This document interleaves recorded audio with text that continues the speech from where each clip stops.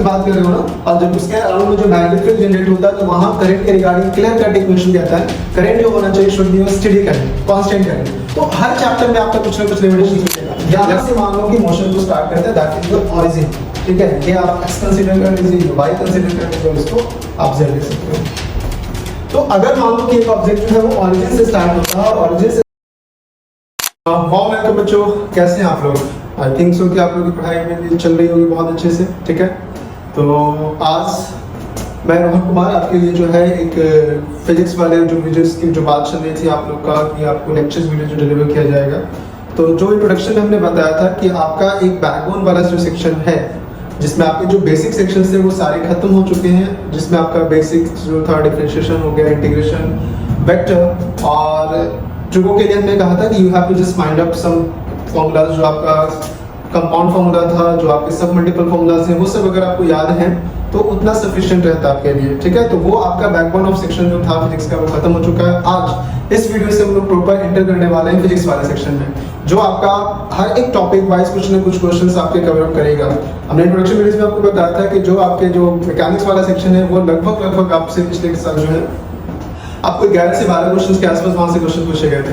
तो आज से हम लोग अब अपने प्रॉपर फिजिक्स को स्टार्ट करेंगे और यहाँ पे आप लोग देखोगे कि किस तरीके से आपके अगर पीछे वाले कंसेप्ट क्लियर है तो it going to be helpful to improve your concept, to improve your approach to solve a question. तो अभी हम लोग अपने पहले प्रॉपर जो फिजिक्स का लेक्चर होता है उसको एंटर करने वाले हैं। बट फॉर काइंड इन्फॉर्मेशन यहाँ पे बता दें कि आज का जो लेक्चर है going to be some basic, जो आपने कहीं ना कहीं 9th में पढ़ा है, वो आपने 11th में पढ़ा होगा, बट वो बहुत इंपॉर्टेंट है। ये जो बेसिक है यही आपको जो है ना, मैंने बार बार कहा, you have to focus on your basic. आपका बेसिक जितना बेहतर होगा, आपका फाउंडेशन जितना बेहतर होगा, उस पर बिल्डिंग उतनी ही बेहतर बनती है। तो अगर आपका बेसिक कंसेप्ट सही है तो आप बहुत सारी चीजों को बहुत इजीली रिलेट कर पाओगे। तो उसी में जो सबसे इंपॉर्टेंट सेक्शन है जिसमें से आप उसको कहते हो काइनेमेटिक्स, ये भी एक तरह से एक अलग प्रॉपर आपका चैप्टर तो है, लेकिन ये हर जगह ये भी यूज होगा। चाहे आप इलेक्ट्रोस्टैट पढ़िए, चार्ज को एक्सेलरेट करा सकता है, चाहे आप मैग्नेटिज्म में जाइए वहां पे भी आपको इसकी जरूरत पड़ेगी। मतलब ये भी आप कह सकते हो कि मोस्ट इंपॉर्टेंट सेक्शन है जो आपको क्लास 9 से बताया जा रहा था और अभी तक क्लास 12 में भी उसकी चर्चा है।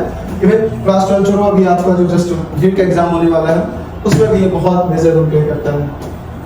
तो देखिए काइनेमेटिक्स की बात करेंगे, अब हम लोग अपने प्रॉपर चैप्टर में करते हैं। तो अगर आप काइनेमेटिक्स की बात करोगे तो आप सबको पता है कि काइनेमेटिक्स में जो है तो है ना आपका चार्ज पार्टिकल है जो आपके मास बॉडीज होंगे। बी केयरफुल है, कुछ चीजें आपको काइनेमेटिक्स में ध्यान रखनी है कि यहाँ हम लोग जब मोशन को डील कर रहे होंगे तो याद रखना है मोशन, चूंकि हमने स्टार्टिंग में कहा था कि आपका मोशन जो टॉपिक है वो 2 सेक्शन बटा हुआ है, motion in 1 dimension and motion in 2 dimension. तो काइनेमेटिक्स के इस वाले वीडियोस में we are specially concentrated on the motion in 1 dimension. 1 dimension motion क्या होता है, उसमें जो डिफरेंट पैरामीटर यूज होते हैं वो सब कैसे आपका यूज किया जाता है उसमें हम लोग देखेंगे। तो काइनेमेटिक्स यहाँ पे जो हम लोग अभी फिलहाल स्टार्ट करने वाले हैं, याद रखिएगा दिस इज 1 डायमेंशन मोशन, ठीक है। और इस 1 डायमेंशन मोशन की बात करेंगे तो means that going to be your straight line, किसी एक तरफ आपका क्या होगा, स्ट्रेट लाइन होगा।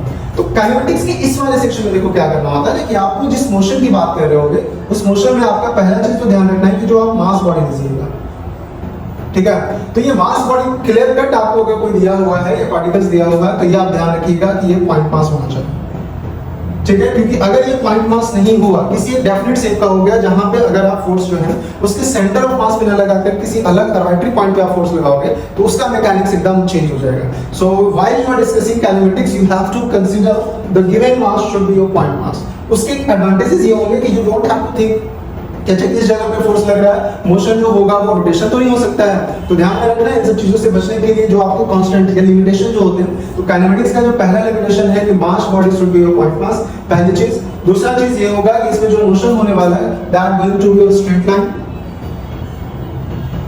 ये कुछ लिमिटेशन है जो आपको काइनेमेटिक्स पढ़ते वक्त ध्यान में रखना होगा। अब तीसरा इंपॉर्टेंट इसमें जो आपका लिमिटेशन है वो ये है कि जब आपका मोशन ऑपोजिट का होगा तो you don't have to consider the source of motion, कि आखिर वो जो मोशन हो रहा है वो किस फोर्स के कारण हो रहा है, किस फोर्स उस पे लगा जिसके कारण वो एक्सेलरेट किया या कांस्टेंट वेलोसिटी से मूव कर रहा है। सो आपको वहां पे उसके सोर्स ऑफ मोशन से कोई भी मतलब नहीं है, ठीक है। तो काइनेमेटिक्स पढ़ते वक्त याद रखिएगा हर एक चैप्टर जो फिजिक्स में आप पढ़िएगा कुछ ना कुछ लिमिटेशंस के साथ होते हैं, क्योंकि क्लास 12 तक की फिजिक्स जो होती है वो बाइंडेड है। ये क्लास 12 का फिजिक्स ही प्रॉपर पूरा फिजिक्स नहीं है, उसमें और भी बहुत सारे एस्पेक्ट है। तो क्लास 12 तक के फिजिक्स जो पढ़ेंगे वो लिमिटेड सेक्शन में आपको डील करना है और हर एक चैप्टर में लिमिटेशन है। फॉर एग्जांपल जैसे अगर आप मान लो कि इलेक्ट्रोमैग्नेटिज्म की बात करते हैं जहां पे आप करंट का एक बार से मान लीजिए अगर आप चार्ज की बात कर रहे हो ना, और जब उसके अराउंड में जो मैग्नेटिक फील्ड जनरेट होता है तो वहां करंट के रिगार्डिंग क्लियर कट इक्वेशन कहता है करंट जो होना चाहिए should be steady current, constant current. तो हर चैप्टर में आपका कुछ ना कुछ लिमिटेशंस मिलेगा। इलेक्ट्रोस्टैट में जाते हो तो वहां पे भी लिमिटेशंस लगा देता है कि जब भी चार्ज पार्टिकल होगा वहां पे तो वो आपको रेस्ट रखना है। तो हर एक चैप्टर जब आप पढ़ोगे तो उस चैप्टर में कुछ ना कुछ लिमिटेशन होता है और आपको उस लिमिटेशन को कंसीडर करते हुए क्वेश्चंस बनाने होते हैं, सोचने होते हैं कि इस चैप्टर में क्या क्या लिमिटेशंस है, क्या क्या कंडीशंस है जो आपको ध्यान में रखना होगा। So while we are discussing the kinematics, we have certain limitations. Like the first limitation is mass, what it should be of point mass. The second one, the object should be move on a straight path. And the third one is you don't have to recognize, don't have to consider, you don't have to concern regarding their source of motion की actual में object का source of motion क्या था। तो ये तीन आपके important limitation है जो ध्यान रखना है kinematics को डील करते वक्त। I think so कि आप सबको पता होगा ये बात कि जब भी आप kinematics को डील कर रहे होगे, you don't have to consider, you have to consider these 3 points. Source के बारे में कुछ पता नहीं होना चाहिए, स्ट्रेट लाइन मोशन होगा और आपका जो मास होना चाहिए वो पॉइंट मास होना चाहिए, ठीक है। तो इसको आप ध्यान में रखिएगा, ये लिमिटेशंस है काइनेमेटिक्स को डील करते वक्त। फिर देखिए जब आप काइनेमेटिक्स की बात करते हैं तो सबसे बेसिक से चला जाए, क्योंकि बहुत से बच्चों को बेसिक्स में भी बहुत बार होता क्या है इश्यूज हो जाते हैं। तो बेसिक की बात करोगे तो आपको बहुत अच्छे से पता है काइनेमेटिक्स या फिजिक्स का सबसे स्टार्टिंग टर्म यूज होता है that's for distance. You are very well known about this terms कि डिस्टेंस जो होगा वो क्या होगा। फॉर एग्जांपल जैसे मान लीजिए कि अगर आप काम करते हैं A से आपने स्टार्ट किया, B तक गए, फिर B से मान लो C तक गए और C से मान लो D तक गए। ये आपका 3 है, ये 4 है, ये 5 है। तो A से D अगर आपसे पूछता है कि पता करो डिस्टेंस क्या होता है, तो डिस्टेंस का बेसिक डेफिनेशन आपको पता है। It's basic definition is the actual path length between initial and final. तो आप इसको सीधे सीधे जोड़ दीजिए, ये जो लेंथ आ जाएगा दैट इज योर डिस्टेंस, आप उसी को डिस्टेंस कहोगे, ठीक है। फिर अगर इसके बाद तो ये बेसिकली आपका डिस्टेंस ये नहीं होगा, आपका जो डिस्टेंस होगा आपको करना क्या होगा कि 3, 4 और 5 इसको आपको जोड़ना होगा, ठीक है। तो जब आप इस चारों को जोड़िएगा तीनों को तो आपको जो मिलेगा वो होगा 3 + 4 + 5 यानी कि 5, 4, 9, 3, 5। तो डिस्टेंस में देख कह रहा हूं कि जो आपका एक्चुअल लेंथ ऑफ पाथ होता है मींस दैट 3, 4 और 5 जब इस तीनों को आप जोड़िएगा तो जो आपको मिलेगा उसको आप डिस्टेंस कहोगे, ठीक है। फिर इसके बाद अगर आप बात करोगे तो वो आपका आता है जो बेसिक आपका टर्म है वो है डिस्प्लेसमेंट। मेन समझने वाली बात यही क्या आती है, क्योंकि डिस्टेंस तो सभी बच्चे समझ जाते हैं कि अच्छा सर ठीक है ना, व्हाटएवर देयर एक्चुअल ट्रैजेक्टरी हम उसको सीधे सीधे जोड़ देंगे, जो आएगा वो डिस्टेंस हो जाएगा। तो ये तो आसानी से इसमें आपसे कुछ करना भी नहीं होता और अनफॉर्चुनेटली यहाँ से आपको क्वेश्चन मिल जाने वाला, ठीक है। तो you have to mind it displacement कि डिस्प्लेसमेंट क्या होता है। तो डिस्प्लेसमेंट देखो डेफिनेशन जब भी आप पढ़ते हो तो बहुत से बच्चे डिस्प्लेसमेंट को सिर्फ ऐसे पढ़ते हैं, shortest distance between the 2 points, ठीक है। तो शॉर्टेस्ट डिस्टेंस जब बिटवीन आप 2 पॉइंट्स की बात करते हो तो वो 2 पॉइंट्स में जब आप ये मेंशन नहीं करते हो तो वो कौन से 2 पॉइंट्स हैं, तो डिस्प्लेसमेंट को आप बहुत अच्छे से नहीं समझते हो। हमेशा याद रखिएगा शॉर्टेस्ट डिस्टेंस तो है नो डाउट, बट आपको उसमें इस डेफिनेशन को बिटवीन 2 पॉइंट्स से बेहतर प्रोनाउंसिएट होगा कि आप उसको बोलिए between initial and final position. जैसे आप ये 2 टर्म यूज करते हो आपके डेफिनेशंस के साथ साथ डिस्प्लेसमेंट क्वेश्चन एप्टीट्यूड को भी बहुत इजी बनाता है। लाइक आपने कहा क्या कि शॉर्टेस्ट डिस्टेंस बिटवीन इनिशियल का मतलब आपका कंफर्म होगा कि जहां से मोशन क्या हुआ हो, स्टार्ट हुआ हो। तो आपका पॉइंट ए है, जहां से इस पर्टिकुलर क्वेश्चन की बात करेंगे तो जहां से मोशन स्टार्ट हुआ है तो ये आपका इनिशियल हो चुका है, और वो पोजीशन जहां पे आपका मोशन एंड हो रहा है जो आपका डी है। तो आपने जब इसको जोड़ा ना तो ये जब आप जोड़ोगे तो ये वाला जो टोटल लेंथ निकल करके आएगा इस टोटल लेंथ को आप डिस्प्लेसमेंट कहोगे, और इसका अगर आप लेंथ निकाल पा रहे हो तो बस आपका वहां से आ जाएगा, ठीक है। वो जो आएगा वो डिस्प्लेसमेंट होगा between initial and final.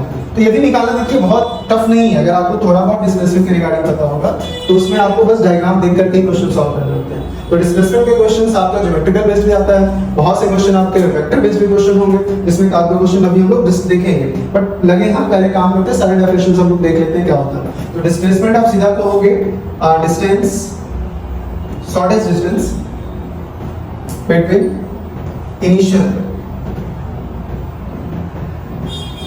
And final position, ठीक है। तो इनिशियल और फाइनल पोजीशन होगा उसके बीच का शॉर्टेस्ट डिस्टेंस। अगर आप में से बहुत से बच्चों से पूछा जाए कि आप बताओ कि ए और बी के बीच का जो शॉर्टेस्ट डिस्टेंस है वो आप कैसे निकालोगे, तो बहुत आसान है, आप लोग इस लेवल पे आ चुके होंगे कि इसको देख के बना सकते हो। इसमें आपको ए से डी तक का डिस्टेंस निकालना तो आपको थोड़ी बहुत इसमें ज्योमेट्री लगानी होगी, आप इसलिए क्वेश्चन बनाए भी होंगे। तो आपको वो डिस्टेंस निकालने के लिए क्या करना होगा, कुछ नहीं, यहाँ से आप एक लाइन ऐसे खींच देना, यहाँ से आप ऐसे खींच दो, ये 3 है तो ये 3 होगा, ये 4 है तो ये 4 होगा। नाउ आपको ये पता है कि ये 4 हो चुका है, ये 3 है, ये 5 है, यानी कि 8, 4। तो आप बहुत इजीली पाइथागोरस थ्योरम लगा के एडी की वैल्यू निकाल सकते हो। सो डिस्प्लेसमेंट में आपको ये चीज ध्यान रखना होगा, it is the shortest distance between initial and final position. Initial and final position में ऐड ऑन करने से आपके पास एडवांटेज ये होता है कि यू कैन इजी रिकॉग्नाइज कि अच्छा हाँ इसमें कौन सा डिस्टेंस की वो बात कर रहा है, ठीक है। तो ये आपका डिस्टेंस हो गया। अगला जो मोस्ट इंपॉर्टेंट टर्म आता है कैलमेटिक्स में वो डिस्प्लेसमेंट है। इसके बाद हम जाए आगे क्वेश्चन के साथ एक ही टॉपिक में हम लोग क्वेश्चन देख लेंगे तो आपका सब क्लियर हो जाएगा। इसके बाद देखो आगे जाओगे ना तो अगर आप कहता क्या है इसके बाद अगर देखोगे आप लोग तो इसके बाद जो मिलेगा वो आपका है स्पीड, जिसके बारे में आपको जानना है, ठीक है। तो स्पीड देखो होता क्या है ना कि अगर किसी ऑब्जेक्ट की स्पीड की अगर बात करते हैं तो स्पीड का मतलब होता है कि उस ऑब्जेक्ट ने किसी पर्टिकुलर टाइम में कितना डिस्टेंस ट्रैवल किया। याद रखिएगा अगर आप स्पीड की बात करते हो तो स्पीड आपको डिस्टेंस को कंसर्न करते हुए डिफाइन करना होता है। फॉर एग्जांपल जैसे मान लीजिए कि अगर एक ऑब्जेक्ट का स्पीड दिया हुआ है 20 किलोमीटर पर आवर, तो आपको यहाँ से एक सेंस बनाना होगा कि वो जो ऑब्जेक्ट जो होगा अगर इस पर्टिकुलर स्पीड से जा रहा होगा मींस दैट पर आवर जो होगा वो कितने किलोमीटर डिस्टेंस ट्रैवल करेगा, 20 किलोमीटर का डिस्टेंस ट्रैवल करेगा। This is the basic meaning of your speed, ठीक है। स्पीड इज इक्वल टू आपको फार्मूला बहुत अच्छे से पता होगा, this is your distance upon time तक। तो यहाँ तक में से बहुत ज्यादा आपको एफर्ट लगाने की जरूरत है, this all are very basic, ठीक है। हम जल्दी से इसके बाद आगे बढ़ते हैं। इसके बाद अगर आप आगे जाओगे तो स्पीड के बाद जो आता है दैट इज योर वेलोसिटी, ठीक है। तो वेलोसिटी सीधे सीधे कहता है the rate of change in position. याद रखिएगा जब आप वेलोसिटी को डिफाइन करते हो तो वेलोसिटी के डेफिनेशन में आपको बताना होता है द रेट, मतलब जिस रेट से आपका पोजीशन चेंज कर रहा है। तो v इज इक्वल टू आप सीधा लिख सकते हो यहाँ पे डिस्प्लेसमेंट अपॉन टाइम, ठीक है। तो वो आपका वेलोसिटी हो चुका है। स्पीड में आपको एक और चीज यहाँ से पूछता है, जहाँ से क्वेश्चंस देर भी चांसेस की बन सकता है। बेसिकली अगर यहाँ से क्वेश्चन बनाना होगा तो वो आपने पहले देख रखा होगा, दैट्स कॉल्ड एवरेज स्पीड। यहाँ से आपके क्वेश्चन होते हैं, ठीक है। तो एवरेज स्पीड जो होता है वो कहता क्या है कि अगर एक पर्टिकुलर जर्नी में आपने जितना डिस्टेंस ट्रैवल किया उसकी बात करता है, that is your total distance upon total time की बात करता है, ठीक है। तो that is your average speed. मतलब एक पर्टिकुलर जर्नी को अगर आप सेक्शनलाइज करके डिस्टेंस को ट्रैवल कर रहे हो तो उसमें आपको एवरेज स्पीड बताना पड़ता है। स्पीड अगर बात करते हैं तो एक पर्टिकुलर जर्नी में जिसमें आपने अलग अलग टाइम नहीं लिए, लैप्सेस ऑफ टाइम नहीं है आपका, तो वैसे केस में वो आप सीधे सीधे वहां स्पीड की बात करोगे। वेलोसिटी आपका सीधे हो चुका है, डिस्प्लेसमेंट अपॉन टाइम। तो काम करते ही आपका बेसिक हो गया, इतना ही है। काइनेमेटिक्स में बेसिक आपको डिस्टेंस के बारे में पता होना चाहिए कि क्या होता है डिस्टेंस, आपको डिस्प्लेसमेंट क्या आइडिया होना चाहिए and have some basic concept regarding to apply this on a particular question.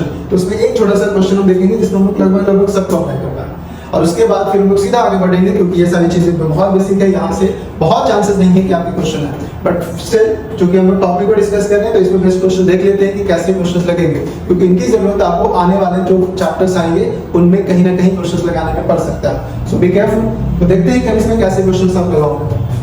तो एक चीज ध्यान रखना है यहाँ पे जो आपका स्पीड और वेलोसिटी दोनों है वो आपने सीधे सीधे लिख रखा है डिस्टेंस अपॉन टाइम और डिस्प्लेसमेंट अपॉन टाइम। यहाँ पे आप ना तो वेलोसिटी चेंज कर रहे हो और ना ही स्पीड चेंज कर रहे हो। पर्टिकुलर जर्नी में दोनों आपका कांस्टेंट है, तो उस पर्टिकुलर केस को लेकर के हम लोग यहाँ पे फिलहाल एक आध क्वेश्चन लिखेंगे, ठीक है। तो फिलहाल इसको रेज कर रहे हैं, इसमें ऐसा कुछ है नहीं, एक ही क्वेश्चन में हम लोग सबको समझने की कोशिश करते हैं, इसको रेज करते हैं। देखिए क्वेश्चन मान लीजिए कि कुछ ऐसे बन सकता है आपका, आपने देखा भी होगा अगर आपने किसी तरीके के मॉक वॉक लगाया उनका ऐसे क्वेश्चन रहते हैं। लाइक मान लीजिए कि आपका क्या है कि एक इस तरीके का क्यूबिकल स्ट्रक्चर बन रखा है, ये मान लीजिए ये ए है, बी है, सी है, डी है, ई है, एफ है और ये जी, ठीक है। There is a cube of side, मान लेते हैं इसका साइड हम लोग 10 मीटर कंसीडर कर लेते हैं, ठीक है। ये आपका दे रखा है। अब इस पर्टिकुलर क्यूब में मान लीजिए आपसे ये क्वेश्चन पूछ रहा है कि आपसे क्वेश्चन ये है कि एक ऑब्जेक्ट या कोई पर्सन या कोई भी यहां से मानो कि मोशन को स्टार्ट करता है, दैट इज द ओरिजिन, ठीक है। ये आप x कंसीडर कर लीजिए, ये y कंसीडर कर लीजिए, इसको आप z ले सकते हो। तो अगर मान लो कि एक ऑब्जेक्ट जो है वो ओरिजिन से स्टार्ट होता है, ओरिजिन से स्टार्ट होते हुए मान लो कि वो आपका पहुंच गया है पॉइंट G पे। क्वेश्चन ये है स्टार्ट फ्रॉम ओरिजिन और वो पहुंचा कहां पे है, तो वो आपका G पॉइंट तक पहुंच चुका है and reach two point G। पर ध्यान में रखना जब वो G पहुंचा तो वो किस किस पॉइंट से गया है, तो मान लीजिए कि वो पॉइंट आपका जो है वो via point D and E। अब इस क्वेश्चन को समझना क्या होगा कि ऑब्जेक्ट जो है उसने मोशन स्टार्ट किया है, कहां से स्टार्ट किया है, तो आपका वो रखा है O से स्टार्ट किया है, स्टार्ट फ्रॉम ओरिजिन मतलब O हो गया एंड रीच टू पॉइंट जी, यहाँ पे पहुंच चुका है। कैसे कैसे गया? तो डी और ई, तो मतलब ओ से सबसे पहले वो डी के पास गया होगा और डी से कहाँ गया होगा? ई, एंड देन फाइनली वो आपका जी से मिला है। तो ये आपका क्वेश्चन हो चुका है। इस क्वेश्चन में मान लेते हैं ओ से डी तक जाने का जो टाइम है वो 4 सेकंड मान लीजिए, ठीक है, और डी से ई जाने का टाइम मान लो 2 सेकंड है, और ई से जी जाने का टाइम मान लीजिए कि आपका दे रखा है, मान लो ये भी आपका 2 सेकंड ही लग रहा हो, ठीक है, ये दिया होगा। अब देखो इसमें जो पहला क्वेश्चन आपसे पूछेगा कि पहला क्वेश्चन जो होगा बताओ टोटल डिस्टेंस क्या होगा। तो आपका बहुत आसान है, आपको पढ़ रखा है total distance is the actual length of trajectory. तो आप यहां से क्या करोगे? सीधा 0 से ये ऐड कीजिएगा। तो ये चूंकि क्यूबिकल क्यूब शेप है आपका, ठीक है, तो क्यूब होने के कारण आपको पहले से पता है कि this distance is equal to this distance is equal to this distance. तो आपसे टोटल डिस्टेंस पूछ रहा है। अब क्या करोगे? सीधा सीधा 10 ये वाला हो गया, 10 प्लस 10 प्लस 10, यानी कि टोटल जो आपका डिस्टेंस हो जाएगा वो आपका 30 हो जाएगा, मींस दैट 30 मीटर। ये आपका पहला हो गया।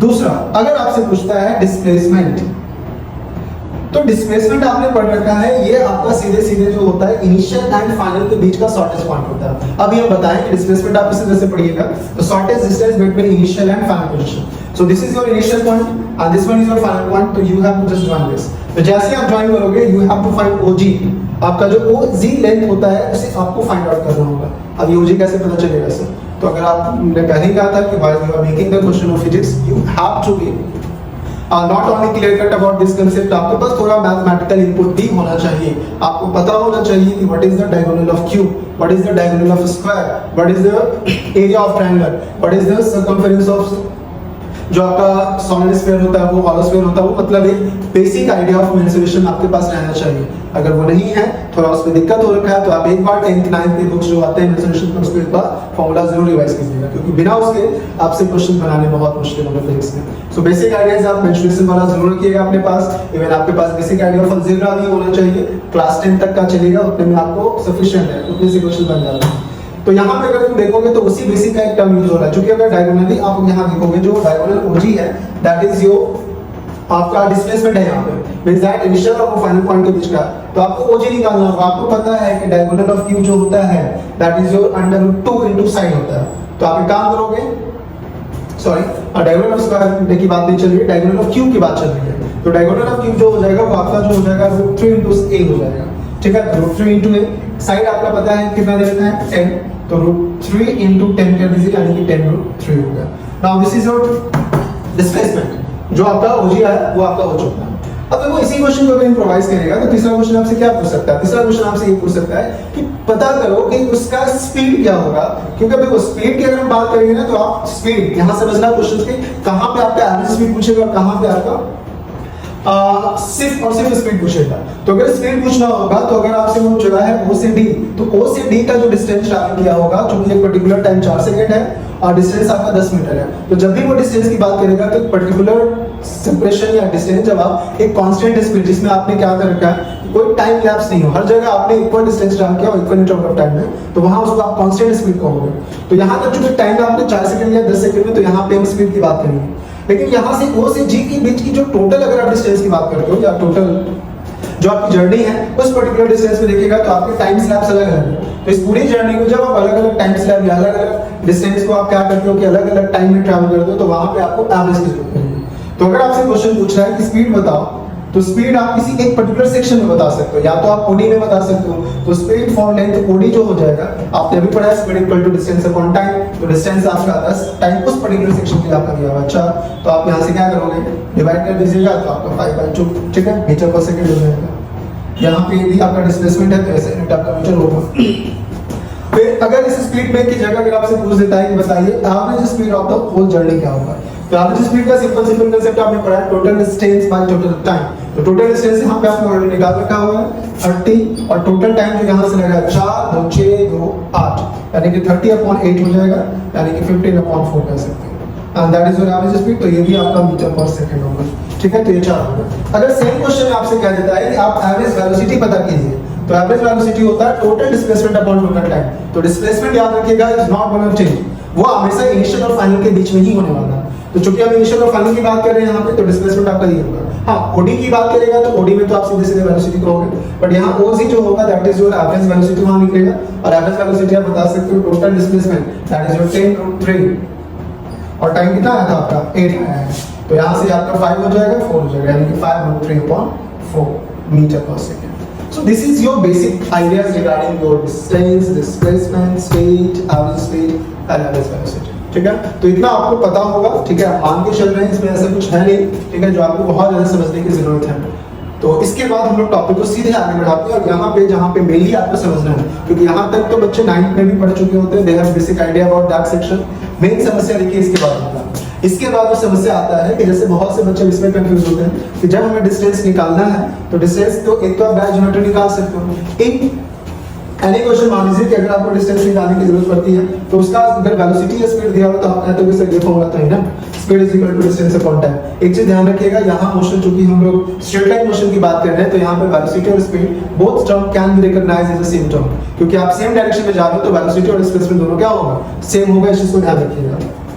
तो वही हम बात करेंगे। तो अगर मान लीजिए कि आपको कह दिया कि किसी का स्पीड दिया हुआ है और टाइम भी दे रखा है, तो आप में से बहुत से बच्चों के पास ये कंफ्यूजन होता है कि कब किसी क्वेश्चंस में आप स्पीड इज इक्वल टू जो है डिस्टेंस बाय टाइम या distance equal to speed into time लगाओगे, या फिर कब अगर आपको जरूरत पड़ती है कि s इज इक्वल टू जो फॉर्मूला आपने पढ़ रखा है डिस्टेंस या डिस्प्लेसमेंट निकालने के लिए s equal to ut plus half at square लगेगा। तो इसमें जो बेसिक कंफ्यूजन होता है वो कैसे पता चलेगा? तो देखिए, एक बहुत इंपॉर्टेंट चीज है जो आपको बेसिकली यहाँ पे समझने की जरूरत है, मीनिंग ऑफ एक्सेलरेशन। ठीक है, meaning of acceleration and meaning of velocity, this two terms are very very important. And while you are reading any type of question, किसी भी क्वेश्चन को आप पढ़िएगा तो आपको उसमें इसको जानना ही पड़ेगा। जैसे मान लीजिए कि अभी हम आपसे एक साइड वाइज एक क्वेश्चन पूछ रहे हैं। क्वेश्चन अगर ये है कि अगर एक चार्ज पार्टिकल को यूनिफॉर्म इलेक्ट्रिक फील्ड में आप प्रोजेक्ट करते हो, ठीक है, तो वहां पे आपने अगर क्वेश्चन सॉल्व किया होगा तो वहां पे आपने पता पाया होगा क्या कि उसमें उस पर्टिकुलर चार्ज पार्टिकल में क्या होगा कि वाई डायरेक्शन, जिस डायरेक्शन में मान लीजिए जो आपने चार्ज पार्टिकल को फिक्स फेंका उसके पर्टिकुलर डायरेक्शन में आपका इलेक्ट्रिक फील्ड लग रहा है। ऐसे क्वेश्चन इस बार बोर्ड्स में भी आया होगा। तो जब आपका पर्टिकुलर डायरेक्शन में फोर्स लगेगा उसके ट्रैजेक्टरी के, तो आपने देखा था कि उसका एक्सेलरेशन वहां बदल जाता है फोर्स लगने के कारण। लेकिन सेम काम अगर आपने देखा होगा कि अगर सेम चार्ज पार्टिकल को अगर आप यूनिफॉर्म मैग्नेटिक फील्ड में प्रोजेक्ट कर रहे हो तो वहां पे उसकी वेलोसिटी नहीं बदलती है। अब जब वेलोसिटी नहीं बदलेगा और एक जगह वेलोसिटी बदल रहा है तो फिर क्या अप्रोच होना चाहिए, कैसे हम समझेंगे कि कहां पे किस कांसेप्ट को यूज करना और किस कांसेप्ट को नहीं यूज करना है? तो उसके लिए आपका वेलोसिटी और एक्सेलरेशन के रिगार्डिंग बहुत ही क्लियर कांसेप्ट चाहिए होगा। तो उस क्लियर कांसेप्ट के लिए थोड़ा बहुत समझते हैं। देखो, वेलोसिटी एक्चुअल में होता क्या है? तो अगर आप वेलोसिटी की बात करते हो ना, तो वेलोसिटी का मतलब होता है कि अगर एक ऑब्जेक्ट जो है अगर उसका डिस्प्लेसमेंट या डिस्प्लेसमेंट से बेटर वर्ड होगा पोजीशन जो होगा यूनिट टाइम में कैसे चेंज कर रहा है। ठीक है, तो वेलोसिटी उसी को कहा जाता है। तो वेलोसिटी बेसिकली यहाँ पे हम लोग दो तरह से पढ़ेंगे, एक होगा यूनिफॉर्म वेलोसिटी, ठीक है, और दूसरा जो आप कहोगे नॉन यूनिफॉर्म वेलोसिटी। और हम दोनों क्या एप्टीट्यूड के लिए बहुत ज्यादा आपको मेहनत करने की जरूरत नहीं है। अब इसमें देखते हैं क्या होता है। जैसे मान लो कि एक एग्जांपल कंसीडर कीजिए कि एक ऑब्जेक्ट है, यहाँ से चलना स्टार्ट किया है और इसी ने आपका पर सेकंड जो है ना अपने घर से मान लो उसका घर है पर सेकंड को 2 मीटर, फिर अगले में 4, फिर अगले में 6, फिर अगले में 8, इस तरीके से वो अपने घर के साथ पोजीशन को चेंज कर रहा है। तो आप देखोगे ना यहाँ पे 1 सेकंड में जो पोजीशन चेंज हुआ वो कितने से हुआ? 2 से। यहाँ अगले सेकंड में भी पोजीशन आपका कितने से चेंज हो रहा है? 2 से। अगले 1 सेकंड में भी पोजीशन चेंज कितने से हो रहा है? 2 से। तो यहाँ पे आप क्या देख रहे हो कि ऑब्जेक्ट का चेंज इन पोजीशन जो हो रहा है वो पर यूनिट टाइम में सेम हो रहा है। तो आप कहोगे क्या कि इस पर्टिकुलर ऑब्जेक्ट की जो वेलोसिटी है 2 मीटर पर सेकंड, तो कहीं पे भी अगर आपका वेलोसिटी 2 मीटर पर सेकंड दे रखा है तो इसका मतलब आपको क्या समझना होगा? इसका मतलब ये समझना होगा कि उस ऑब्जेक्ट में जहां से भी मोशन आपका वो स्टार्ट हुआ होगा, उसका जो भी आपका रेफरेंस पॉइंट होगा, वहां से पर सेकंड वो अपना पोजीशन कितने से चेंज कर रहा होगा? 2 मीटर से चेंज कर रहा होगा। तो ये उसकी जो वेलोसिटी होगी that is your uniform velocity, या फिर आप इसी को कांस्टेंट वेलोसिटी कहोगे। ठीक है, ये होता है आपका। तो अब वो आपका कांस्टेंट वेलोसिटी हो चुका है। ठीक है, अब बात आती है नॉन यूनिफॉर्म वेलोसिटी का। तो अब देखो नॉन यूनिफॉर्म वेलोसिटी क्या होता है? तो नॉन यूनिफॉर्म वेलोसिटी भी आपका 2 तरह से हो सकता है। एक जो चेंज होता है ना, वो चेंज भी आपका एक रेगुलर मैनर में होगा और एक चेंज इरेगुलर मैनर में होगा। तो अब बात आती है कि अब कब रेगुलर में होगा कब इरेगुलर, वो कैसे पता चलेगा? तो देखिए वो भी बहुत आसान होता है। तो नॉन यूनिफॉर्म वेलोसिटी का मतलब देखिए इसमें भी आपका 2 तरीके का होगा। जो चेंज भी आएगा वो चेंज आपका एक पर्टिकुलर चेंज होगा, मतलब आप उसको कह सकते हो सर्टेन चेंज, और एक होता है अनसर्टेन चेंज। तो अगर आपका ऑब्जेक्ट कांस्टेंट वेलोसिटी के साथ है तो सोचना ही नहीं है, पर सेकंड आपको पता है उसका पोजीशन 2 मीटर से चेंज कर रहा है। उसमें आपको अगर डिस्टेंस निकालना है तो आप सीधे सीधे क्या करोगे? Speed into time, velocity into time, क्योंकि पाथ आपका स्ट्रेट पाथ पे कर सकते हो। लेकिन जैसे ही नॉन यूनिफॉर्म वेलोसिटी की बात आती है ना, तो उसमें देखो दो तरीके का केस आ सकता है। इसमें एक की बात करता है उसमें सर्टेन चेंज होगा और एक होगा अनसर्टेन चेंज। अब ये कैसे पता चलेगा कि कौन सा सर्टेन चेंज है और कौन सा अनसर्टेन चेंज है? अब जैसे मान लो कि क्या हुआ कि एक ऑब्जेक्ट जो है यहाँ से मान लो स्टार्ट हुआ फ्रॉम रेस्ट और पता चल गया है कि उसकी पर सेकंड जो वेलोसिटी है 2 मीटर, पहले मान लो 2 मीटर से था, फिर मान लो 4 मीटर है, फिर मान लो 6 मीटर पर सेकंड है, 6 मीटर पर सेकंड। तो यहाँ पे तुम क्या देख रहे हो? चेंज तो वेलोसिटी का हो रहा है। यहाँ पे जो उसका चेंज इन पोजीशन पर सेकंड फिक्स था, नहीं बदल रहा था, तो आप उसको कहो यूनिफॉर्म वेलोसिटी। बट इसमें होगा क्या कि अब जो वेलोसिटी होगा वो दो तरह से चेंज करेगा। यहाँ पे आप देखिएगा तो पर सेकंड 2-2 मीटर से आगे बढ़ रहा है। तो जब आपका सर्टेन चेंज इन वेलोसिटी होगा तो इसी सर्टेन चेंज इन वेलोसिटी को याद रखिएगा एक्सेलरेशन बोला जाता है। और ये जहां पे आ गया वहां पे समझिए कि आपको अलर्ट होने की जरूरत है। क्वेश्चन जब भी आप रीड करोगे तो क्वेश्चन आपको हिंट आउट करेगा कि इस पर्टिकुलर क्वेश्चन में आपका वेलोसिटी जो है गोइंग टू बी कांस्टेंट और गोइंग टू बी चेंज। तो जहां पे भी वेलोसिटी यूनिफॉर्म है, कांस्टेंट है, आपको कोई टेंशन लेने की जरूरत नहीं है। सीधे सीधे डिस्टेंस या स्पीड, डिस्प्लेसमेंट निकालने के लिए आप सीधा स्पीड इनटू टाइम या वेलोसिटी इनटू टाइम कर सकते हो। बट जहां पे आपको क्वेश्चन हिंट आउट किया velocity going to be change, अब वेलोसिटी अगर चेंज हो रहा है तो याद रखिएगा वो दो तरीके का चेंज आपको विजुअलाइज करेगा, या तो सर्टेन चेंज होगा या फिर अनसर्टेन चेंज होगा। अगर वो सर्टेन चेंज है लाइक पर सेकंड, मान लीजिए कि वेलोसिटी एक पर्टिकुलर वैल्यू में इंक्रीज कर रहा है, जैसे यहाँ पे हमने कहा कि पर सेकंड वेलोसिटी मान लीजिए 2 मीटर पर सेकंड से बढ़ रहा है, यहाँ पे 2 मीटर पर सेकंड, फिर 4 मीटर, 6 मीटर पर सेकंड, तो मतलब इंक्रीमेंट यहाँ देखोगे तो कितने का है? 2 मीटर पर सेकंड का, यहाँ पे भी 2 मीटर पर सेकंड का। तो हर जगह इंक्रीमेंट जब आपको एक फिक्स मिलेगा तो उसके पास जो आएगा एक्सेलरेशन होगा, और ये एक्सेलरेशन भी याद रखिएगा वो आपका यूनिफॉर्म एक्सेलरेशन, मतलब एक्सेलरेशन जो आएगा यहाँ पे कांस्टेंट होगा, मतलब एक्सेलरेशन नहीं बदलेगा। तो जब आपकी चेंज इन वेलोसिटी होगी तो वहां पे एक्सेलरेशन आएगा, और जैसे ही एक्सेलरेशन आता है तो आपको वहां से याद रखना होगा कि एक्सेलरेशन यहाँ पे आपका कांस्टेंट होने वाला है।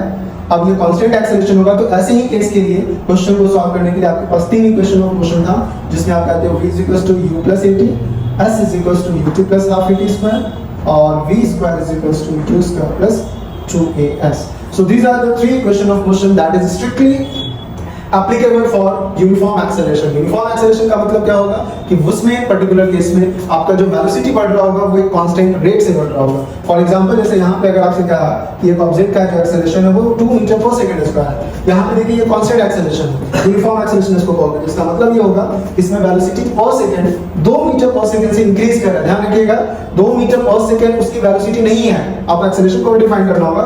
बहुत बच्चे यहाँ पे गलती करते हैं कि उनको एक्सेलरेशन का मतलब नहीं समझ में आता है। तो देखिए कभी भी 2 मीटर पर सेकंड स्क्वायर अगर एक्सेलरेशन है तो मींस दैट उसका जो वेलोसिटी है वो पर सेकंड उतने से इंक्रीज करेगा। अगर 2 मीटर पर सेकंड स्क्वायर लिखा हुआ है तो ऑब्जेक्ट अगर रेस्ट से स्टार्ट हुआ है तो 1 सेकंड के बाद 2, 2 के बाद 4, 4 के बाद मतलब हर सेकंड जो होगा वो 2 से बढ़ता जाएगा। तो उस पर्टिकुलर केस के लिए आपके पास 3 इक्वेशन ऑफ मोशन है।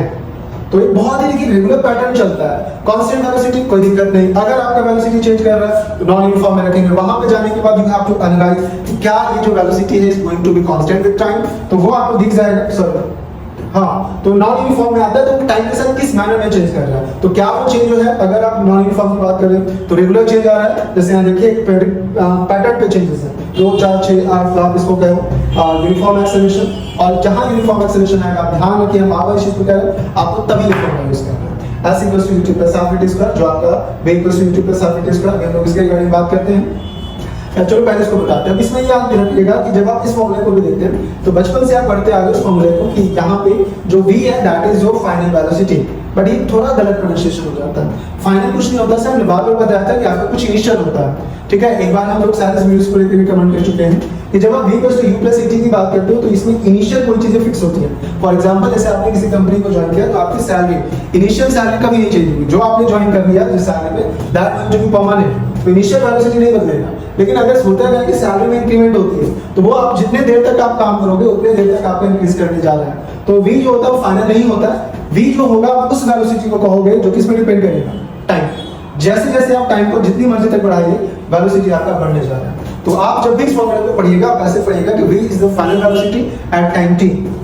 फिर आपका यहां से याद रखना है s, तो s हो जाएगा distance travel by the object in time t। इस तरीके से पढ़ना है कि t टाइम में कितना डिस्टेंस ट्रैवल हुआ if object is moving with uniform acceleration. और v = u स्क्वायर, मतलब v ये बता रहा है कि इस पर्टिकुलर डिस्टेंस पे याद रखिएगा क्योंकि वेलोसिटी यहां बदल रहा है, तो इस पर्टिकुलर डिस्टेंस पे जो वैल्यूज आप पुट करोगे उस जगह पे उसकी वेलोसिटी कितनी है। तो ये सब देखोगे, आपको इक्वेशन है, हमने बार बार कहा आपको इक्वेशन पढ़ना आना चाहिए। आपने जब डिफरेंशिएशन देखा होगा उसमें ये चीज स्ट्रिक्टली कहा है कि जब आप इक्वेशंस को देख रहे होते हैं तो इक्वेशंस में फंक्शन किसी न किसी पे डिपेंड करेंगे। v gonna depend upon time, s gonna depend upon time, v gonna depend upon s। अगर आपको डिपेंडेंसी पता चल रही है बहुत अच्छे से तो आप क्वेश्चन में बहुत इजीली उसको इंप्लीमेंट कर सकते हैं। फिर दूसरा देखिए, इसको हमने छोड़ रखा है दैट इज योर अनसर्टेन, जिसमें चेंज नहीं, आपको पता नहीं लगेगा। तो वो कैसे पता चलेगा? तो फॉर एग्जांपल इसे मान लीजिए अगर किसी का पोजीशन आपको दे रखा है 12t² + 5t, अब तुम देखोगे क्या कि इसमें उसका पोजीशन भी नहीं हमें पता है, पोजीशन भी रेगुलर मैनर में चेंज करेगा। और पोजीशन तो चेंज करेगा, अगर आप इसकी वेलोसिटी की बात करोगे तो वेलोसिटी भी अगर आप यहां से निकालोगे इसकी वेलोसिटी तो v आपको कितना हो जाएगा 12 24t + 5 आ जाएगा। तो देखो यहाँ तो नाउ वेलोसिटी इस आपका रेगुलर मैनर चेंज नहीं करेगा। t = 0 रखिएगा तो 5 हो गया, t = 1 रखोगे तो आपका कितना हो जाएगा 24 और 5 29 मीटर पर सेकंड, t = 2 कर दीजिएगा 48 + 53। मतलब वेलोसिटी का variation is not going to be fix, वो अब टाइम पे डिपेंड कर रहा है। तो जैसे ही वेलोसिटी आपका एक पर्टिकुलर मैनर में फिक्स नहीं चेंज नहीं करेगा तो आप उसको नॉन यूनिफॉर्म तो कहोगे बट वो अनसर्टेन में चला जाएगा। और जैसे ही अनसर्टेन में आएगा याद रखिएगा you have to get velocity and acceleration by using this formula v = dx/dt and a = dv/dt। ये तभी काम आता है जब x and v both are changing with respect to time, time के हिसाब से अगर वो, और वो जो वेरिएशन होना चाहिए वो भी कोई रेगुलर नहीं होना चाहिए। इरेगुलर वेरिएशंस आपको उसमें दिखेगा, किसी पैटर्न को फॉलो नहीं करना चाहिए, तब के केस के लिए आपको ये फॉर्मूला यूज करना है। सो हमने पहले ही कहा था कि डिफरेंशिएशन और इंटीग्रेशन आपको इस फॉर्म में यूज होने वाला है। तो x और v तब यूज होगा when x and v is going to depend upon time in a irregular manner। Doesn't matter कि वो कैसे होगा, अगली वैल्यूज पे कोई पैटर्न नहीं होगा। और अगर वो वेरिएशंस आपको फिक्स दिख रहा है या कांस्टेंट एक्सेलरेशन आपको दिख रहा है तो फिर आपको ये तीन इक्वेशन यूज करना होगा। और अगर यूनिफॉर्म है सेटअप तो कोई दिक्कत ही नहीं है।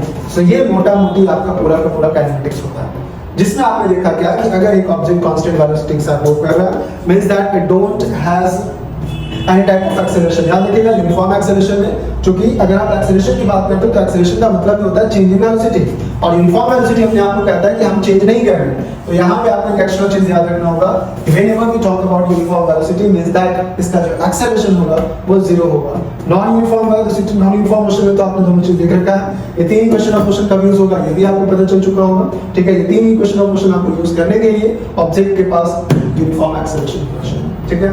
तो इन सब पे आपको एक एक क्वेश्चन अभी हम प्रैक्टिस करवा देंगे, और पीवाई क्विज जो क्वेश्चंस हैं वो भी अभी हम लोग देखेंगे कि कैसा होगा। बट उससे पहले इससे रिलेटेड सारी चीज हम क्लियर कर लेते हैं। सो ये जो अभी हमने जितना भी देखा है, ये जो मोशन है, ये मोशन आप एक तरह से कह सकते हो जो काइनेटिक्स का मोशन है, जो हॉरिजॉन्टल है, एक हॉरिजॉन्टल लाइन पे मोशन जो होगा उसकी बात कर रहे हैं।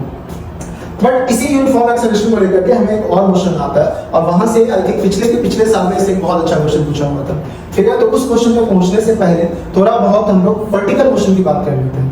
तो वर्टिकल मोशन हम लोग जब भी बात करते हैं, क्योंकि देखो यहाँ पे आपको क्या करना होता है, यहाँ पे जैसे मैंने कहा क्या कि you don't have to consider the source of motion, ठीक है। तो आपको सोर्स ऑफ मोशन कंसीडर नहीं करना होगा।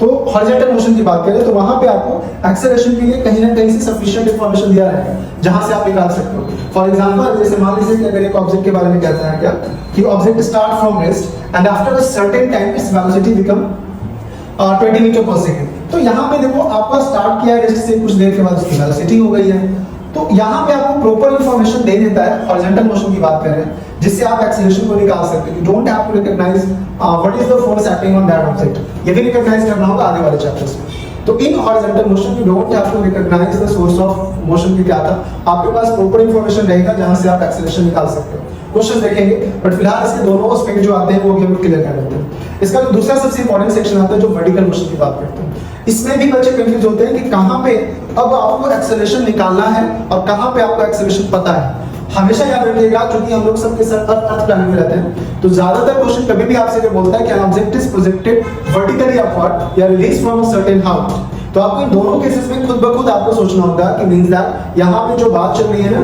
वो आपके ग्रेविटेशनल फोर्स के कारण बात चल रही है।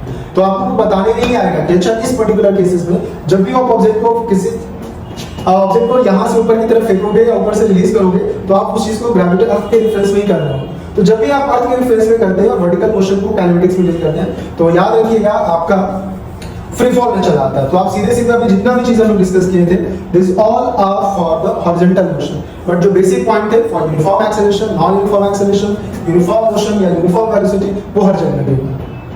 तो जब भी अगर आप वर्टिकल मोशन की बात करोगे ना, तो वर्टिकल मोशन में देखिए आपके पास एक एडवांटेज होता है, क्योंकि vertical motion means that we are asking about, we are talking about free fall, और फ्री फॉल में एक चीज कॉमन है कि यहाँ पे आपका जो फोर्स होगा वो ग्रेविटेशनल फोर्स होगा, और उस ग्रेविटेशनल फोर्स के कारण इस ऑब्जेक्ट को अगर मान लीजिए यहाँ से रिलीज किया जाए, तो इस ऑब्जेक्ट को नीचे की तरफ अर्थ जो है एक कांस्टेंट वेलोसिटी, एक यूनिफॉर्म चेंज ऑफ वेलोसिटी के साथ अपनी तरफ खींचता है, और वो चेंज ऑफ वेलोसिटी आपको पता है दैट इज वो 10 मीटर पर सेकंड आपको लेना होता है, बशर्ते क्वेश्चन में कुछ ना कहे 9.8 लेने को, अदरवाइज आपको हर जगह 10 ही लेना होता है। तो अगले केस में आपके पास एक आइडिया है, तो हम लोग वर्टिकल मोशन की अगर बात करेंगे, तो वर्टिकल मोशन आपको हो या फिर आप इसको फ्री फॉल कह सकते हो। तो फ्री फॉल में आपके पास एक एडवांटेज होता है कि यहाँ पे आपका सिर्फ और सिर्फ ग्रेविटेशन फोर्स लगता है, आप उसको नहीं कंसीडर करते, आपके कारण ये पता होता है कि इस पर्टिकुलर केस में आपके पास उस ऑब्जेक्ट का एक्सेलरेशन पता होगा, वो एक्सेलरेशन याद रखना है कि यूनिफॉर्म एक्सेलरेशन होगा, ऐसा नहीं कि जी का वैल्यू आपको चेंज कराओगे, क्योंकि जहां अगर जी का वैल्यू चेंज किया तो आप सीधे चले जाओगे कहां पे, ग्रेविटेशन वाले सेक्शन में जाकर के आपको जी में चेंजेस करने हैं। यहाँ चूंकि आप अर्थ सरफेस के नजदीक में सारी चीजें कर रहे हो, that's why you have to keep it constant. हमने पहले कहा था हर चैप्टर का अपना अपना लिमिटेशंस है। तो जब भी आप वर्टिकल मोशन की बात करते हैं, तो वर्टिकल मोशन में आपका जो आता है वो फ्री फॉल हो गया। Free fall means that motion and only under the influence of gravitational force, वहां पे आपके पास एक्सेलरेशन है।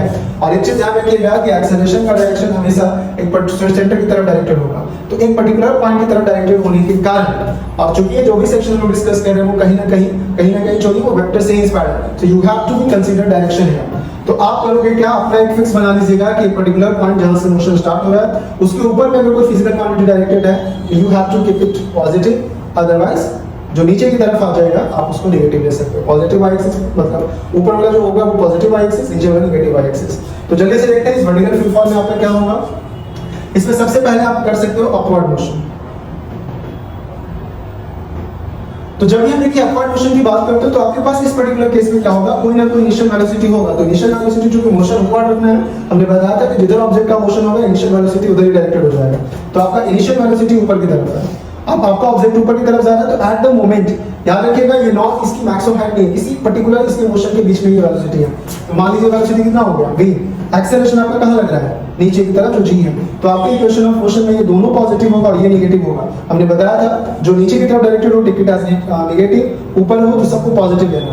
तो v आपका ऊपर है, u ऊपर है, g नीचे है, नेगेटिव हो जाएगा। और टाइम तो पता है ना, वो आप पे डिपेंड करता है ना हम पे डिपेंड करता है। टाइम जैसे जनरल लाइफ में डिपेंडेंट है, वैसे ही फिजिक्स में भी dependent, not gonna depend upon any frame of reference, any axis और एनी लाइन। ध्यान रखिएगा।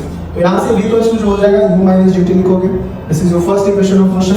v positive u positive negative के साथ हो गया। ये तब की बात बता रहे हैं जब आपका वर्टिकल अपवर्ड मोशन होगा। आप s इज इक्वल टू लिखोगे ut minus half gt square और एक हो जाएगा v square is equal to u square minus 2gs। अब बहुत बच्चों के माइंड में कंफ्यूजन आ रहा होता है यही फॉर्मूला क्यों। तो देखिए इस फॉर्मूले के पीछे का रीजन ये है क्योंकि यहाँ पे आपका एक्सेलरेशन लग रहा है और वो एक्सेलरेशन भी कांस्टेंट है, सो दैट्स व्हाई आपको ये यूज करना होगा। एक्सेलरेशन लग रहा हो और कांस्टेंट है, so you have to use formula. अगर वेलोसिटी का वेरिएशन अनप्रेडिक्टेबल है तो फिर वहां पे आपको इसको इंटीग्रेशन के साथ लेना होगा।